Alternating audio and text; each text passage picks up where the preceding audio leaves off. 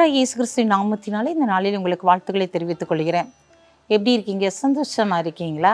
மகிழ்ச்சியாக இருக்கீங்களா? உங்களை பார்க்கிறதுல மிகுந்த சந்தோஷம். பிறந்த நாளை திருமண நாளை கொண்டாடுகிற பிள்ளைகளை இயேசுவின் நாமத்தினால் ஆசீர்வதிக்கிறேன். இந்த நாளில் நாங்கள் ஒவ்வொரு நாளில் உங்களுக்காக ஜெபிக்கிறோம். நீங்களும் எங்களுக்காக ஜெபித்து கொள்ளுங்கள். இந்த நாளிலும் நம்முடைய வாழ்க்கையில் ஏதாவது ஒரு சந்தோஷம் கிடைக்காதா, ஏதாவது ஒரு மகிழ்ச்சி நம்முடைய குடும்பத்திற்குள்ளாய் நடைபெறாதா என்று சொல்லி நீங்கள் ஏக்கத்தோடு காணப்படலாம். ஆண்டவர் இன்றைக்கு உங்களை பார்த்து தான் சொல்கிறாரு, இந்த நாட்களில் சந்தோஷமான காரியங்கள் உங்களுடைய வாழ்க்கையில் நடைபெற போகிறது. எதுலெல்லாம் சந்தோஷம் வேணும் அப்படின்னு சொல்லி நீங்கள் எதிர்பார்த்தீங்களோ அந்த காரியத்தில் நீங்கள் சந்தோஷம் மகிழ்ச்சியும் காணும்படியான காரியங்கள் உங்களுடைய வாழ்க்கையிலே சம்பவிக்க போகிறது. ஏன் சோர்ந்து போயிருக்கீங்க? ஆண்டவரே, எனக்கு ஒரு கர்ப்பத்தின் கனி இல்லையே என்று சொல்லி நீ சோர்ந்து போயிருக்கிறாயா? என் பிள்ளைக்கு ஒரு நல்ல வேலை இல்லை அப்படின்னு சொல்லி நீ சோர்ந்து போயிருக்கிறாயா? பிள்ளைகள் படிப்பதற்கு தேவையான ஃபீஸ் கட்ட முடியவில்லை என்று சொல்லி கவலைப்படுகிறாயா? ஆண்டவர் இந்த நாளில் உன்னை பார்த்து சொல்கிறாரு, உனக்கு சந்தோஷமான காரியத்தை, மகிழ்ச்சியான காரியத்தை உன் வாழ்க்கையிலே நான் சம்பவிக்க போகிறேன் என்று சொல்லி வாசிக்கிறேன். கேளுங்க. சங்கீதம் 51 அதிகாரம் 8 வசனம். நான் சந்தோஷமும் மகிழ்ச்சியும் கேட்கும்படி செய்யும், அப்பொழுது நீர் நொறுக்கின எலும்புகள் களிகூரும். ஆண்டவர் இந்த நாளில் உங்களுடைய வாழ்க்கையில் சந்தோஷமும் மகிழ்ச்சியும் காணும்படியான காரியங்களை அவர் செயல்படுத்த போகிறார். தீராத வியாதியோடு நீ காணப்படுகிறாயா? அந்த வியாதி நிமித்தம் உன் எலும்புகள் நொறுக்கப்பட்டு இருக்கிறதா? இன்றைக்கு அந்த வியாதியெல்லாம் ஆண்டவர் உன்னை விட்டு எடுத்து போட போகிறார். இந்த பிரச்சனை நிமித்தம் என்னால் எழும்பவே முடியலைன்னு சொல்லி கலங்கி தவிக்கிறாயா?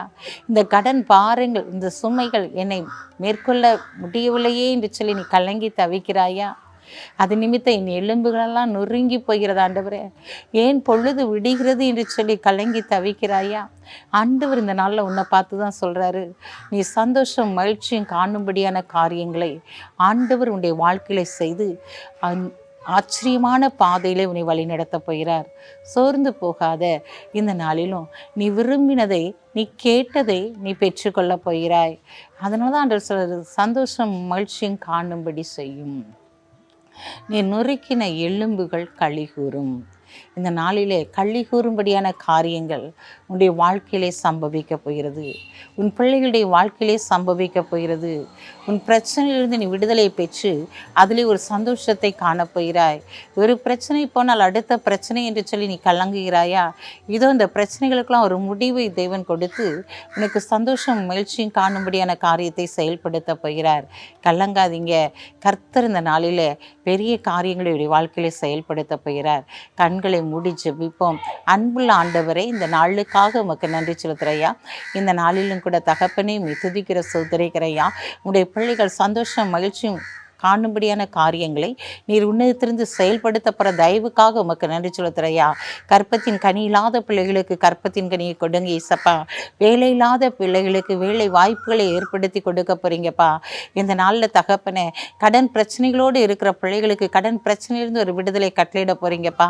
இந்த நாளில் தகப்பனே அப்பா, வியாதியோடு இருக்கிற பிள்ளைகளும் விடுதலை பெற்றவர்களாய் சந்தோஷம் மகிழ்ச்சியும் காணும்படியான காரியங்களை செய்து இந்த நாட்டில் சமாதானத்தின் தேவன் அவர்களோடு கூட இருந்த ஆளுகை செயல்படுத்த போற தயவுக்காக உமக்கு நன்றி செலுத்துறையா.